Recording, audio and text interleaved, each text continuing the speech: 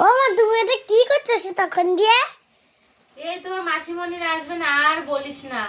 সেই মানে কি বলবো, আমার বান্ধবী আসবে আজকে আমাদের বাড়িতে, রান্না বান্না সব হয়েছে সেই 8টা থেকে, আর এই পর্যন্ত এখনো পর্যন্ত আসেনি। এখন 10:30 বাজে, এখনো পর্যন্ত আসেনি। ওর জন্য রান্না বান্না করে রেখে দিয়েছি। এখন 10:30টার বেশি। 10:30টার বেশি বাজে, তাহলে এখনো আসেনি ওরা। যা, এটাতে আছে চিকেন, আমরা শুধু রান্না করি না, আমার দিদা রান্না করেছে। আর এটাতে আছে ডাল আর বেগুন ভাজা, আর এখানে আছে স্যালাড, আলু, শসা, টমেটো, পেঁয়াজ আর লেবু। আলু বলছিল।